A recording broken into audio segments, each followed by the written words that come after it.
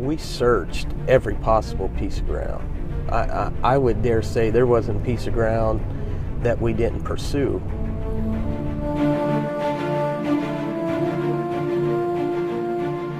Every time we try to look into buying a building somewhere, no, we don't want a church there, no, it's not permitted, it's not zoned for church, whatever. We looked everywhere. We drove. Every piece of property. We would just take drives We're and actually drive. a 13-year lease. And so, in fact, right here, the Target, that used to be the old Montgomery Ward's building. I remember when we put in a bid there, we were on the list for Kmart if they ever sold. So we went down to the county, we exhausted multiple listings, we looked at maps, we talked to people, and we just pretty much came to a dead end. And I can remember different seasons when we had aggressively looked for things. We knew every road, we knew you could mention a property, we knew the history on it, and we just exhausted every resource. Of course, we would always pray. This has been a church venture, a body venture. It's their prayers. So this is a celebration for the body. This is a celebration for the church as a whole. And this is a win and a miracle. This is our miracle that God gave us.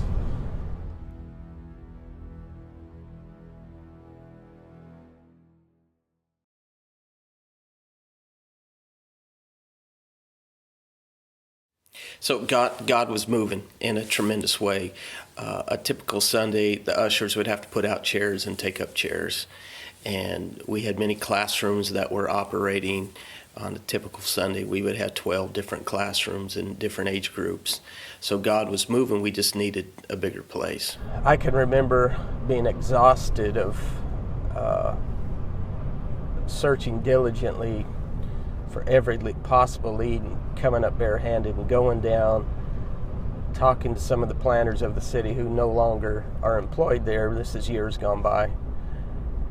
And I spread open everything. I said, you tell me where we can build a church. And I remember we were aghast when he said, we don't see a need for bigger churches in the community. That's not our plan. It just seems like we would meet dead end after dead end. A lot of the properties that we would pursue would be out of our budget as well. Obviously, we would just pursue in faith, believing that God would supply it. We pursued every option possible. So we bought in 2005 the KOA campground. There were 10 acres right off the highway, and we believed that that's where we could facilitate the revival that God wanted to give us. We weren't really interested in operating the campground, but we were thankful that it helped pay the mortgage note each month. And so for the last 10 years, we have been owners of a camping franchise. And many times trudging through all of that, I would think in my mind, taking care of problems or digging out sewers. God, where are you in all of this? This doesn't really make sense. And I can remember one time we had to make a huge decision. That decision was it wasn't zoned for church. And so it's a big deal to have the zoning change. And when they put us on the docket, we had to make a decision, because if they zoned it for the church, then we could no longer operate it as a campground. So that would shut off our revenue at that point. And we prayed, and we just thought it was a little premature, so we just left it. So the church at 1060 Hoover, which God gave to us as our miracle building, is the largest sanctuary in town. And because of that, we pursued it often. And each time the pastor would say no, or they just wouldn't respond at all. And each time we would come back and say, well, it's just as well, because they don't have classrooms there. They were only 5 available classrooms. So we would say it's just a large auditorium, and it really doesn't meet the way that we do church and Christian education. And he called out of the blue and said, we have a modular building. 5 years ago, it was $500,000, and would you be interested in it? The beginning of the miracle really started when we got a call from PG&E power plant, and they were liquidating some buildings, and they said, would you like this building? And at first I said yes, we'd love it, and then I got to thinking there's no place for us to have it. So I told them no.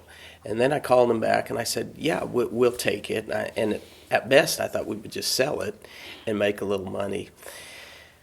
But then we began to think maybe this was God setting the stage. It was my wife who said, you need to pursue after that church on Hoover again, the one that doesn't have the classroom. So we did. We made a call, no response, and Jerry Nelson, the realtor in the church, says, why don't I try a fax? I said, great idea.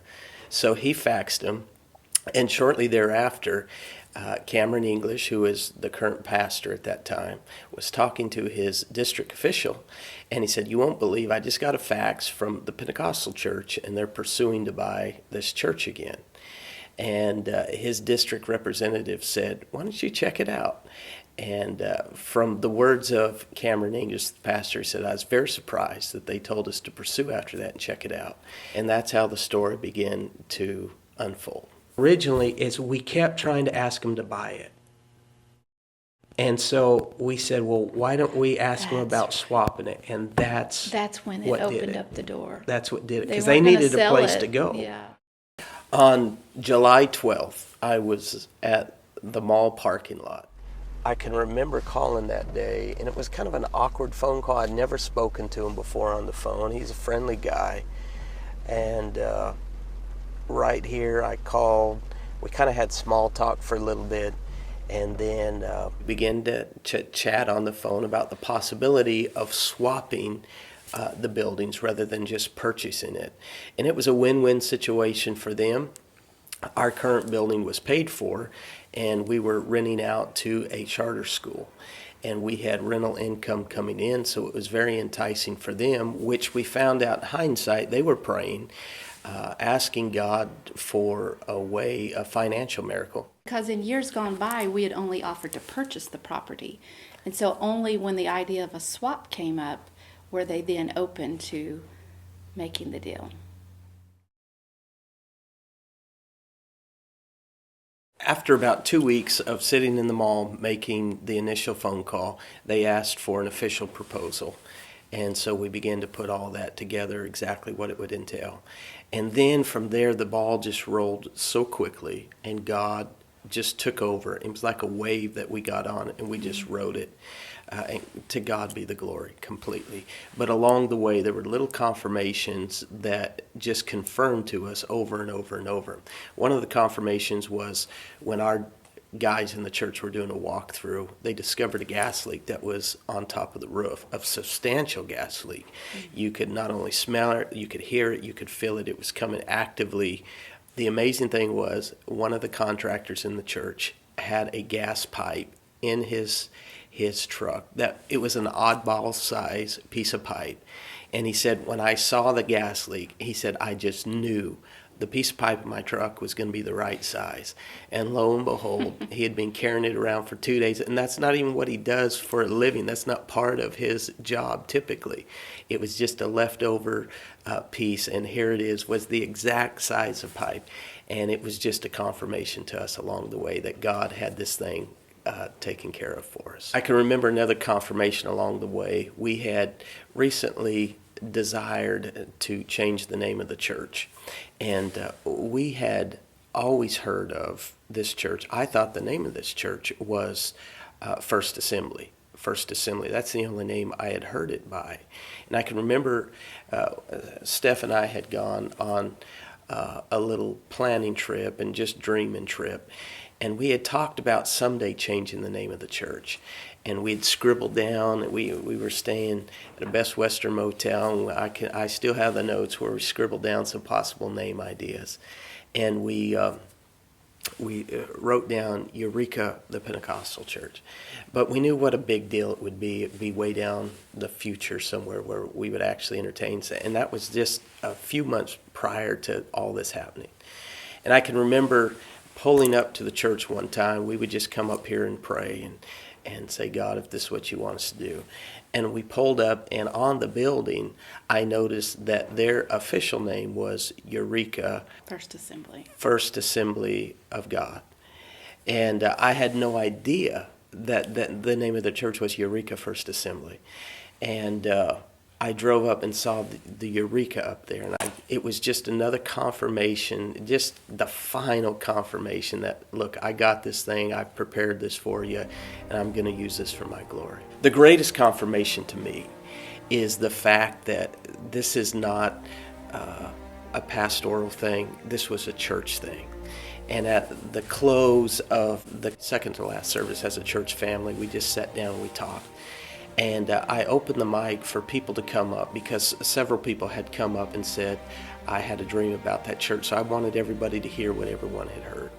And it was amazing how person after person after person said, I came to the church for a wedding, a funeral, a special singing.